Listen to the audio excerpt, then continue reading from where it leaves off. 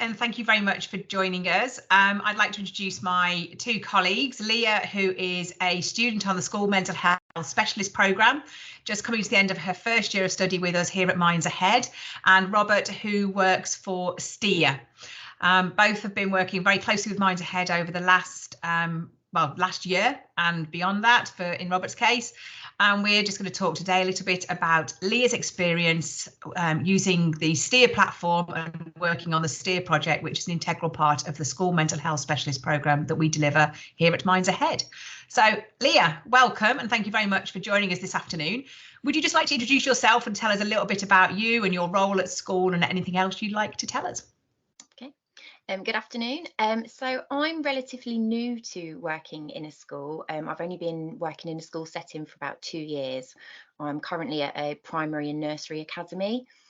So when I first started, initially my role was as a EYFS general teaching assistant, but quite soon I found myself working with our SEMH pupils, and then the opportunity came about for me to work one-to-one with some of our particularly complex children who were on part-time timetables. So my role changed quite drastically to try and support them to access school, which led to me doing ELSA training, which is to be an emotional literacy support assistant. So I also run ELSA sessions in the afternoons. So I'm currently a one-to-one TA for SEN and SEMH pupils, and the rest of my timetable is ELSA or in early years, which I really enjoy. Brilliant, thank you. And what brought you to the School Mental Health Specialist Programme in particular, which the STEER project is a part of? I think I've just really enjoyed the ELSA role and just that whole sort of the background and the insight into how impactful early year experiences can be to children. And I just felt like I really wanted to learn more to, one, help my practice at school, but also to help those kids. And I get a lot of job satisfaction from supporting those children. So yeah, I just wanted to be able to do the job better. That's great, thank you. And of course, the School Mental Health Specialist Programme is qualified at level 7 and can be done as a PG Cert, a PG DIP or an MA. Which route are you taking, Leah? MA.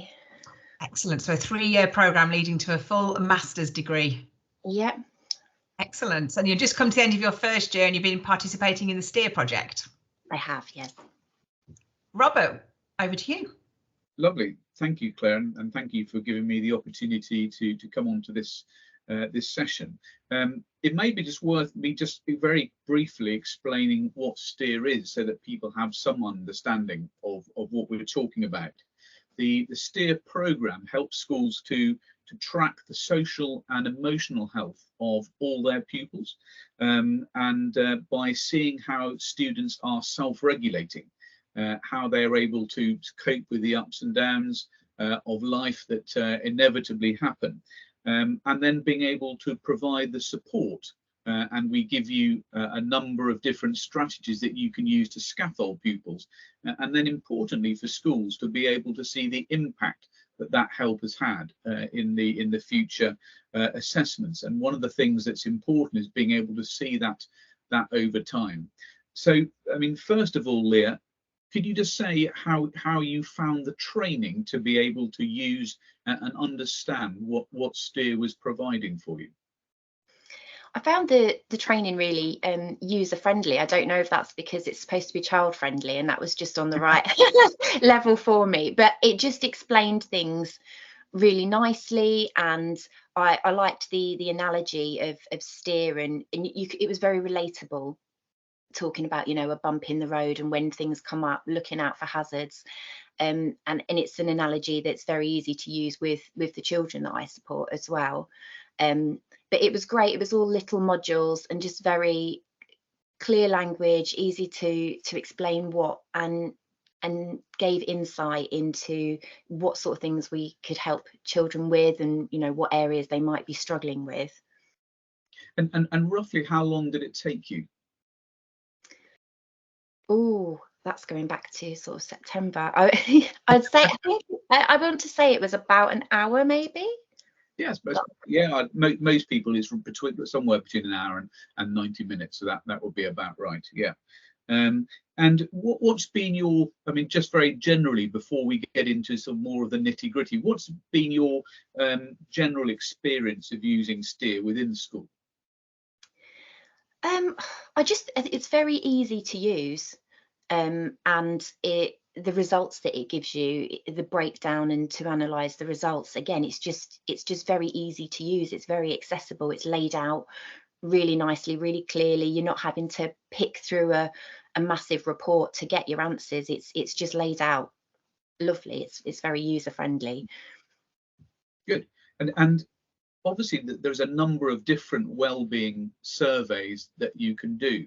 How does the STEER assessment differ from the other well-being surveys that schools use? I think a lot of the surveys and stuff that are used in school, you know, might point out this is a potential issue, or this is something that this child might struggle with. But they're very general. They're not always particularly specific in what that child might need to support them. What I like about the STEER platform is that it gives you suggested action plans, and it gives you suggested, this child might be feeling X, Y, and Z. And I think that makes it really nice that you're sort of putting yourself in the child's shoes and relating to them, rather than just, this child is acting in such and such a way, which might indicate, you know, past trauma or something. It's much more specific, and it seems just very child focused, very sort of person focused. And yeah, I like your analogy, particularly about putting yourself in a child's shoes and seeing the world through their eyes. I think that's particularly important. And I think one of the things that we try and help with is to see those hidden issues that pupils might have. And I'm interested in wondering whether, with the pupils that you've assessed, have there been any that may have surprised you, that you hadn't spotted, that there might be a potential issue there?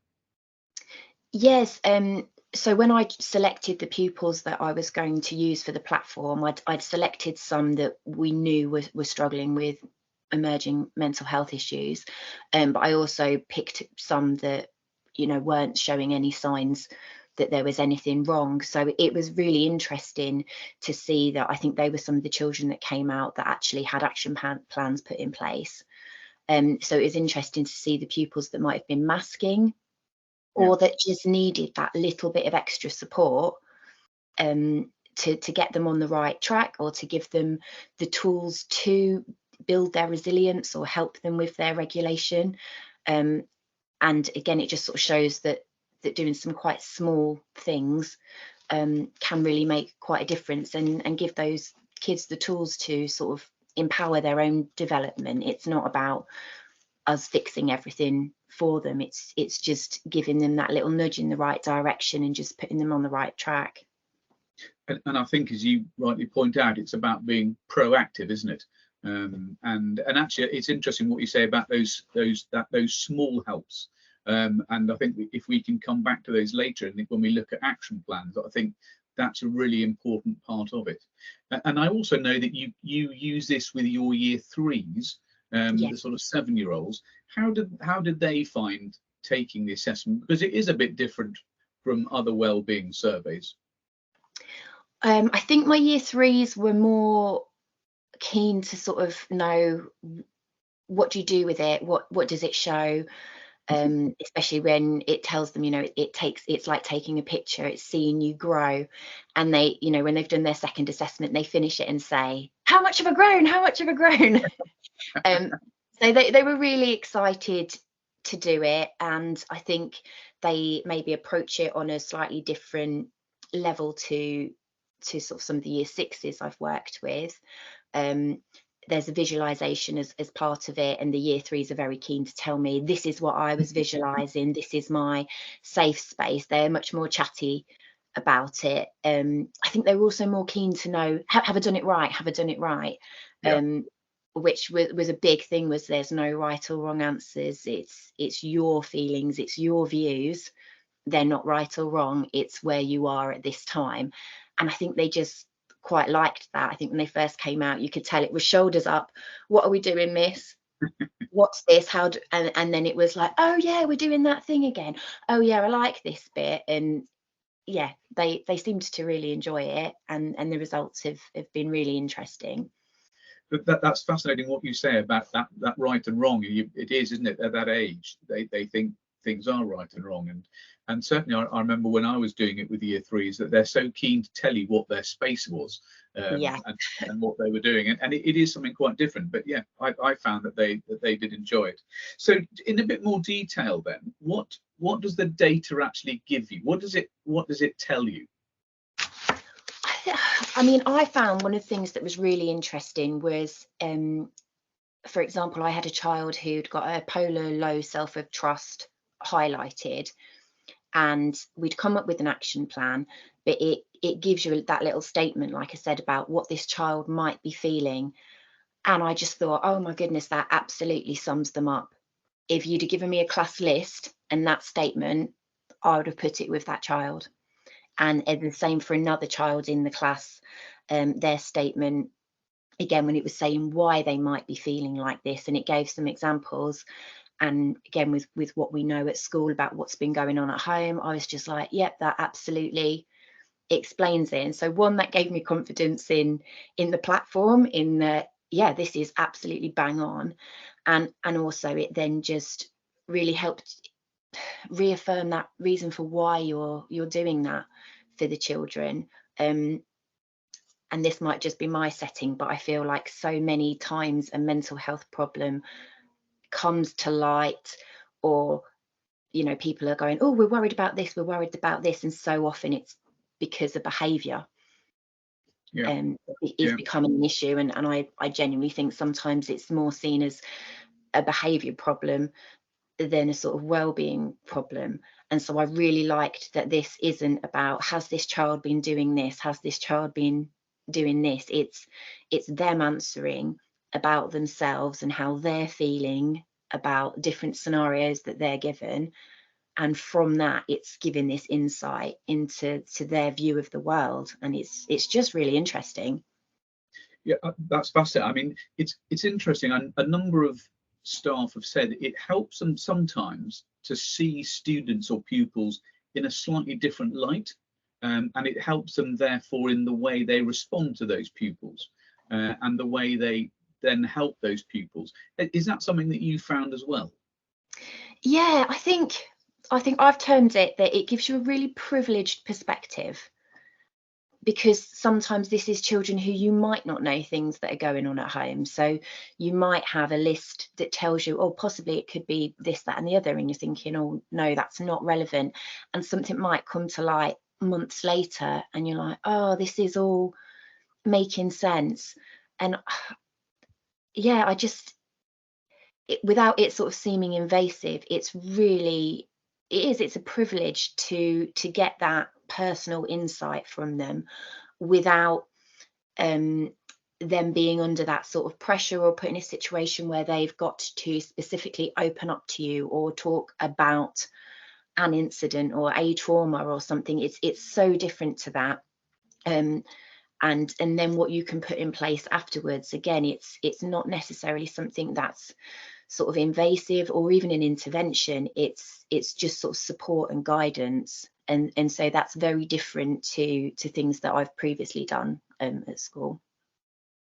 And I think what you bring up there is critically important, that the questions aren't, as you say, they're not threatening or invasive or personal, are they? They're not asking for those sort of questions. They're asking for how they interact with people inside and outside of their space, don't they? Which is critically important. So once you get that data, once the pupil's done the assessment, and you've had a look at the data, what happens next?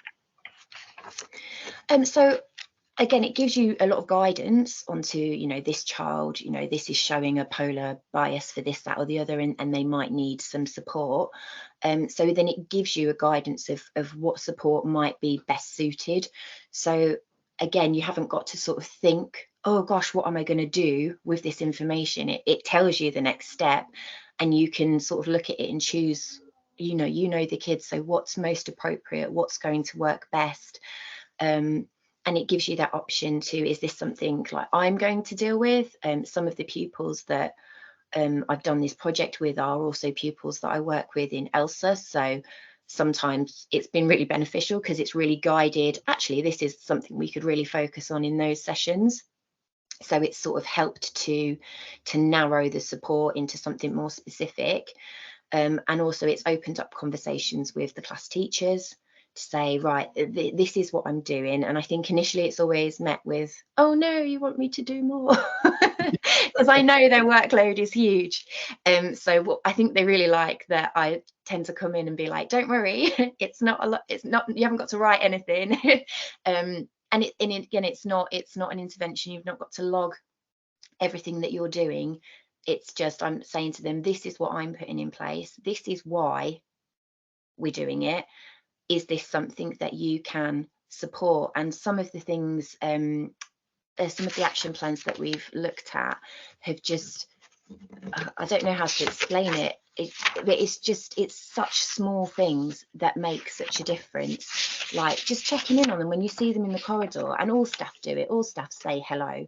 But that point of using their names, if it's not a child that you work with, just acknowledging, oh, you know, I know you, I am interested in what's going on, you know, asking, oh, how's so and so, your brother or your sister or your friend, or how was that camping trip you were going on? Just showing that you've remembered something that they told you, it just gives them that sense of worth.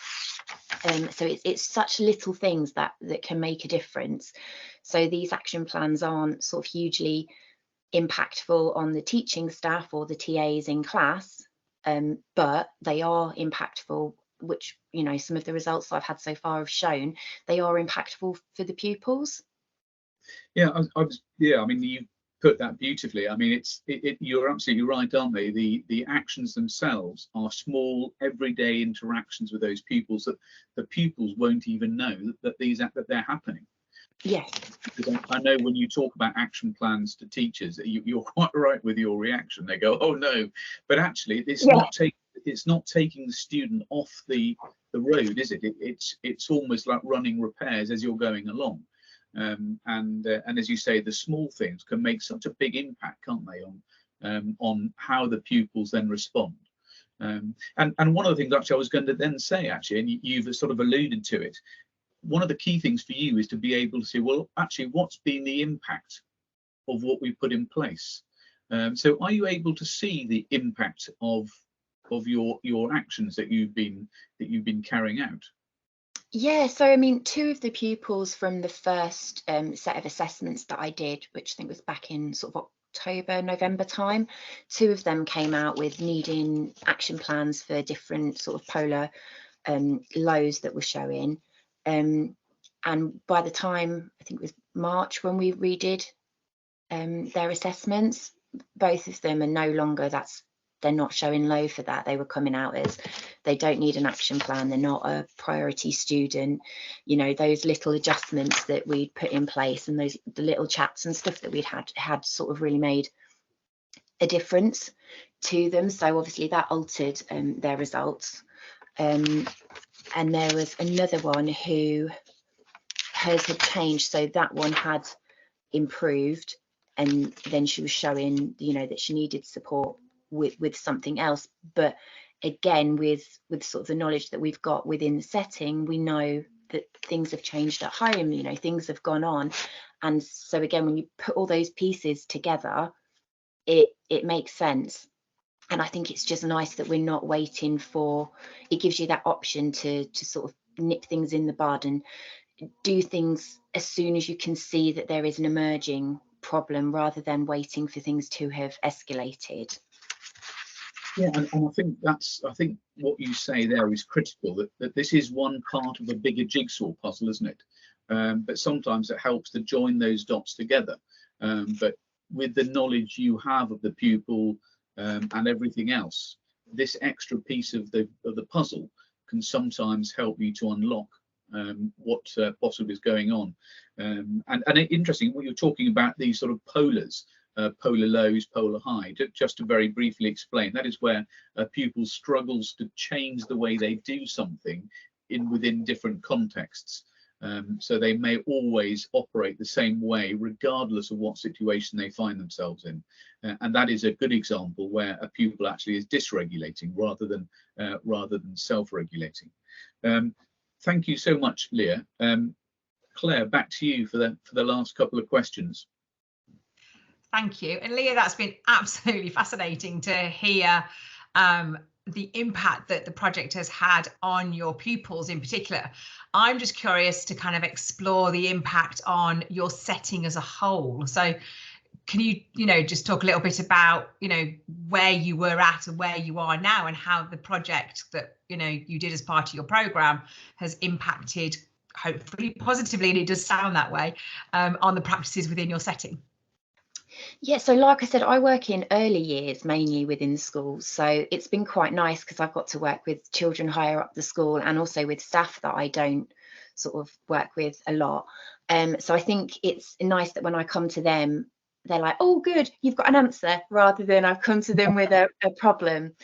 So that's nice, because I think initially it was, like I said, met with a bit of, oh, what are you adding to my workload? And I think when we've had those conversations about this is what we're going to do, they've been quite excited to, yeah, okay, that seems easy enough. We'll do that as well. I've got a really good relationship with our year 3 teacher, and so there was some pupils in her class that had needed action plans. And again, it's that relaying the information. She'd just say to me in the staff room, oh, so and so did a really great piece of work today, she's really proud of it, let her know when you see her. So then I could just say, oh, we need to just pop to your classroom. And she'd be like, why? And I'd be like, well, I've been hearing about this amazing piece of work, so let's go and have a look at it. And just like the look on her face, and again, it was 3 minutes out of my lunch break, and it has an impact, and it meant so much to her. So yeah, just little things like that. It's been really nice, and I think it's generally just got that chatter and that staff talking about mental health and considering mental health needs a little bit more, which is definitely something that every setting should be doing. So I feel like it's not just me banging the mental health drum now. So that's really good, because it's opened up those conversations. And I think as well with obviously my other role in school as an ELSA, they've started saying, oh, actually this pupil, I was thinking about you because they were doing this and that was similar to so and so, and we were talking about that. Is this something? And I'm like, yes, absolutely, exactly. Because we didn't have an ELSA at school before, so I'm sort of the first ELSA, so it's a new role. So again, it's just opening up other support within school. So it's making staff aware, making parents aware, making kids aware, and I think just trying to address some of the needs. And I think what some of the staff have said is that the feedback is really human. When you do some of these things, they get a score, they get a number, and then you have to look it up. What does this number mean? And it's all a bit facts and figures. And I know school love data, and everything needs to have data, because you've got to show that you've turned up and tried your best.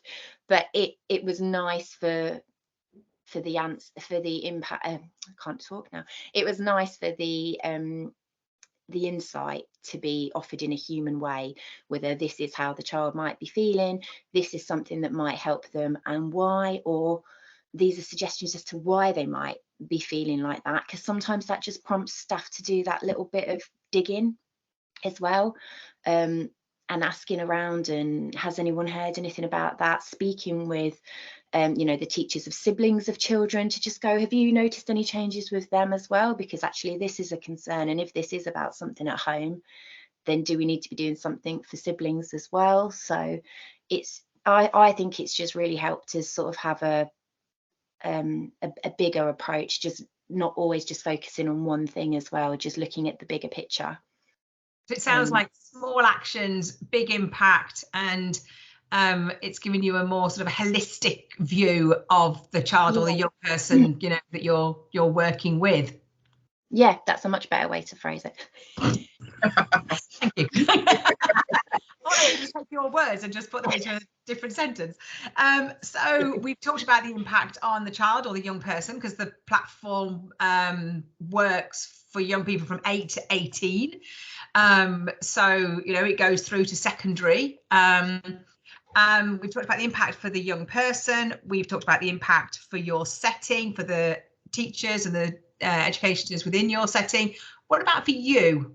So for you as a professional, but actually for you as somebody engaged in your own professional development and learning, you through the master's degree. I think it's improved my confidence, because it's nice to, like I said, have that data that backs up that you're doing what you're supposed to be doing, and it's nice to have data that isn't, I don't, compromised or coerced. Or in ELSA, you know, we do referrals and people, and they have to tick off their little score sheet, and when they come in they tell you how they're feeling, but sometimes I feel like they're so eager to please that they want to tell you that they're happy because they think you want them to be happy, so you're not always getting a particularly true reflection, which, you know, doesn't always help when obviously what you're trying to do is find out what the problem is and how you can support them. And again, that just, it adds to the job satisfaction when, like I said, it's those small things that are having a big impact, which is measurable. And so you can say, yeah, I did this, I checked in on this pupil, you know, for 5 minutes every other week, and actually this is the impact that it's had. So when you look at the time that you've spent trying to do that impact, it's kind of works out much more beneficial than, you know, having to try and timetable a 30-minute intervention twice a week or things like that. So it's just those small things. And I think it's really insightful in that it gets rid of some of that, oh, I wish I'd known sooner. Like, because I think there's always a bit of hindsight, and it's great to be reflective and look at what could we do next time? How would we do it differently? What did work? What didn't work? But I think sometimes, especially when you've got a lot of empathy for those children, there is sometimes that, oh, if only we'd known this, if only we'd known that. And so that's quite nice that it takes away a little bit of that with sort of certain pupils, because you do feel like you're seeing those things when they first start emerging, and you've actually got the opportunity to action it and help before it escalates. And like I said, to give them those tools once you've helped them build their resilience, and you know, that's something that they've got with them as a skill that's going to help them in the future. So that's nice. That's a nice little bit of job satisfaction. And obviously, from the point of view of the course, one of the first modules you do is about promoting protective factors. And this feeds in beautifully to that, because you are promoting those protective factors, because you're you know, gaining an early insight into issues that you can address through very small actions that will have a big impact, and potentially, you know, give your young people a different way of steering, you know, through this period of adolescence and, you know, the issues they may come across later on. So therefore building their resilience. Yeah, it's lovely. And like I said, it's really, it's like a privileged perspective to have that insight and that knowledge, so that you can action things so early on, because sometimes you're already dealing with things that are so traumatic. You know, we can't change early years experiences that have happened, you know, potentially before they've even come into the setting, but it's nice to know that you can be doing things straight away, and that they do have an impact, and that isn't always going to be a quick turnaround. But even if it's not gone from it not being a priority student, you can see those small incremental changes as well. So even that's measurable, even if it's still something that needs further work, you can still see those small measures of impact as well. Brilliant. I love how you talked about giving the student that ability to be able to sort of self-regulate. And I think one of the great privileges of teaching, isn't it, is to be able to curate the narrative that you are doing with that data, and then helping them to be able to steer that adolescent road in a more emotionally healthy way. And what greater role could any member of staff play other than doing that? So that's fantastic to hear.